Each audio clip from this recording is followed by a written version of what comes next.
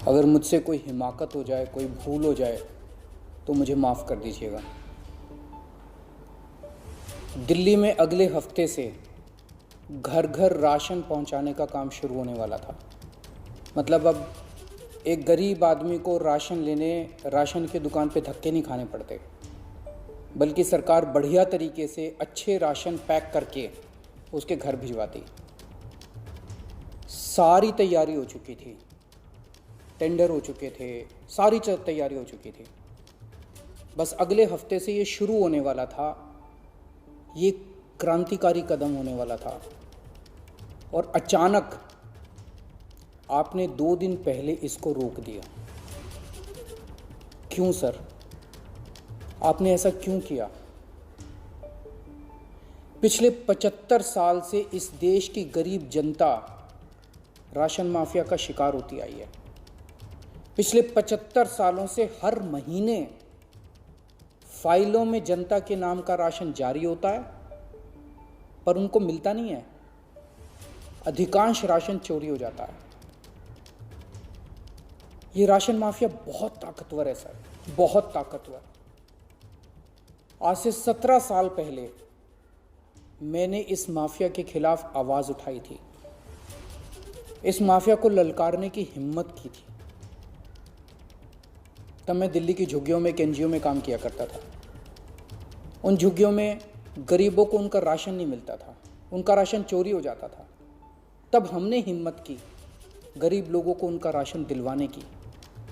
नतीजन हम पर 7 बार खतरनाक हमले हुए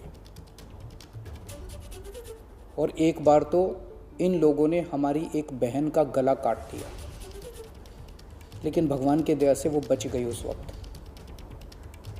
तब मैंने कसम खाई थी कि इस व्यवस्था को अपने जीवन में कभी ना कभी जरूर ठीक करूंगा। तब तो दूर दूर तक सपने में भी नहीं सोचा था कि एक दिन दिल्ली का सीएम बन जाऊंगा।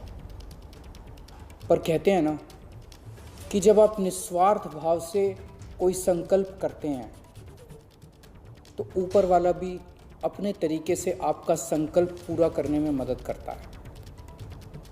इस ब्रह्मांड की सारी शक्तियां आपकी मदद करती हैं।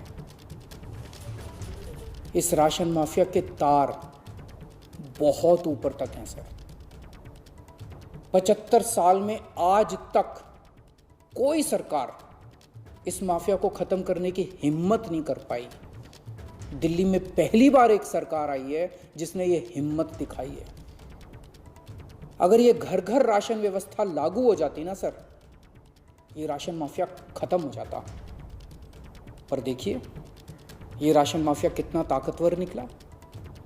दिल्ली में ये योजना अगले हफ्ते से लागू होने वाली थी और 1 हफ्ता पहले इन्होंने इसको खारिज करवा दिया। आपने ये कह के हमारी स्कीम खारिज की है कि हमने केंद्र सरकार से इसकी अप्रूवल नहीं ली। ये गलत है सर। हमने एक बार नहीं, 5 बार आपकी अप्रूवल ली है। ये रही सारी चिट्ठियां। केंद्र सरकार को हमने इतने सारे खत लिख के बताया कि हम ये योजना दिल्ली में लागू करने जा रहे हैं। कानूनन हमें दिल्ली में ये स्कीम लागू करने के लिए केंद्र सरकार की कोई अप्रूवल लेने की जरूरत नहीं है। कानूनन इस स्कीम को लागू करने के लिए राज्य सरकार पूरी तरह से सक्षम है। लेकिन हम केंद्र सरकार के साथ किसी तरह का कोई विवाद नहीं चाहते थे, इसलिए हमने एक बार नहीं 5 बार आपका अप्रूवल लिया है सर। मार्च के महीने में हमारी योजना पे आपकी सरकार ने कुछ आपत्तियां लगाई, हमने आपके सारे ऑब्जेक्शन पूरे कर दिए। जैसे हमने इस योजना का नाम मुख्यमंत्री घर घर राशन योजना रखा था। आपने ऑब्जेक्शन लगाया कि हम इस योजना का नाम मुख्यमंत्री के नाम से नहीं रख सकते।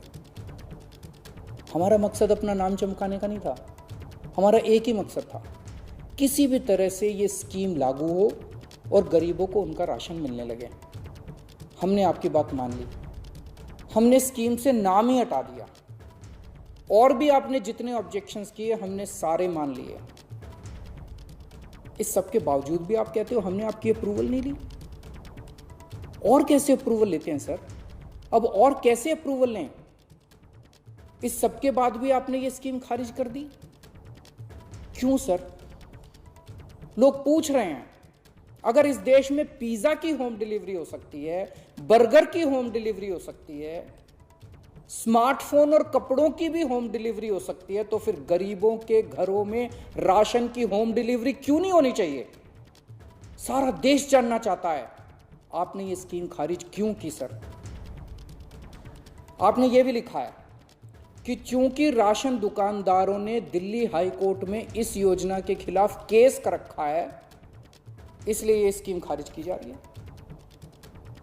इस बात पे आप स्कीम कैसे खारिज कर सकते हैं? ये राशन दुकानदार इस योजना के खिलाफ हाई कोर्ट से स्टे लेने गए थे। हाई कोर्ट ने इन्हें स्टे देने से मना कर दिया। जब हाई कोर्ट ने इन्हें स्टे नहीं दिया, तो आपने इस स्कीम पे स्टे कैसे लगा दिया? आपको इन राशन वालों से इतनी हमदर्दी क्यों है? अगर आप राशन माफिया के साथ खड़े होंगे सर, तो इस देश के गरीब लोगों के साथ कौन खड़ा होगा?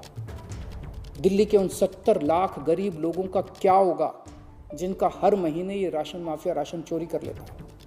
उन 20 लाख गरीब परिवारों की कौन सुनेगा? और एक बात, उस हाईकोर्ट के केस में केंद्र सरकार भी पार्टी है। कोर्ट में केंद्र सरकार ने अपना जवाब दाखिल किया है। क्या कहा है कोर्ट में केंद्र सरकार ने?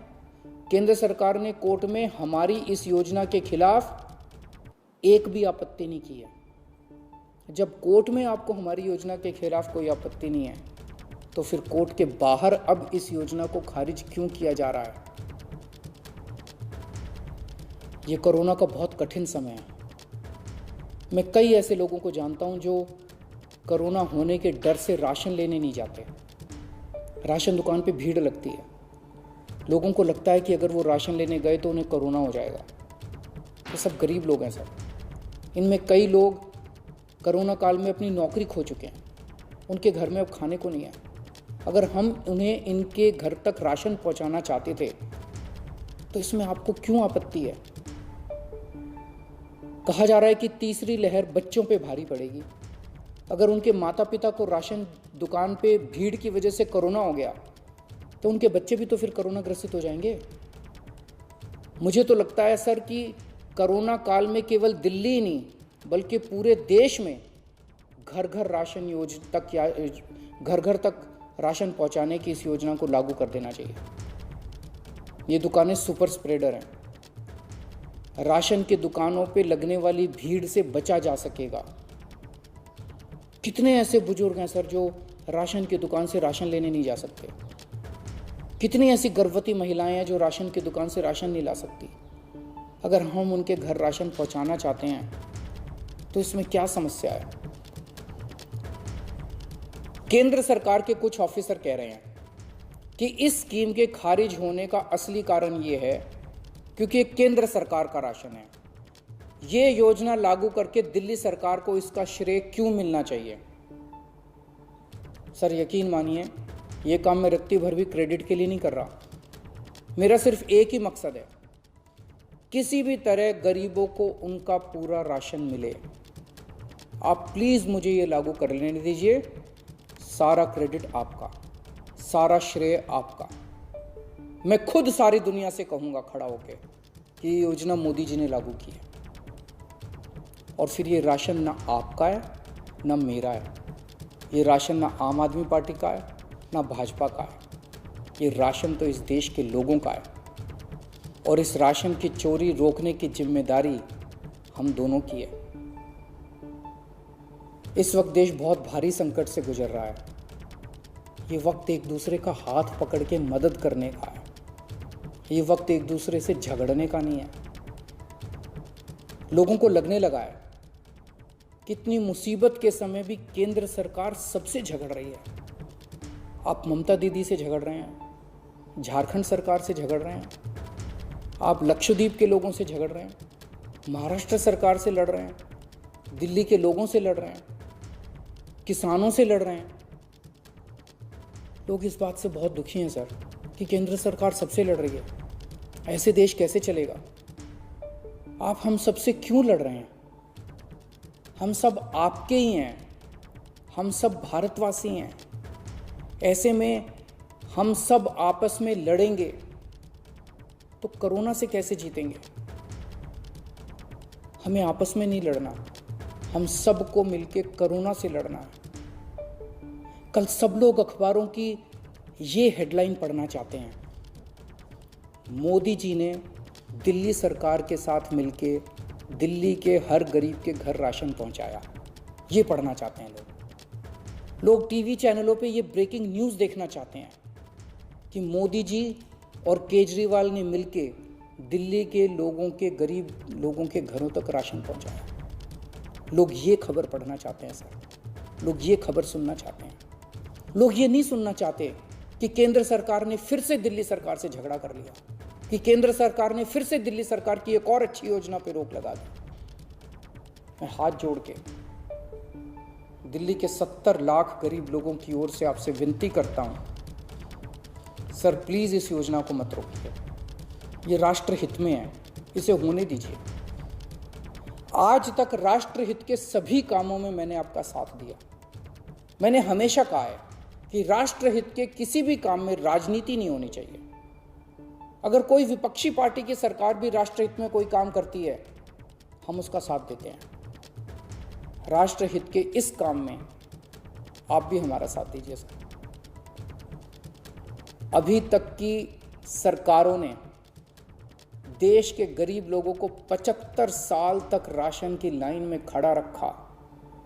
इन्हें और अगले 75 साल राशन की लाइनों में खड़ा मत कीजिए सर, नहीं तो ये लोग मुझे और आपको कभी माफ नहीं करेंगे। जय हिंद।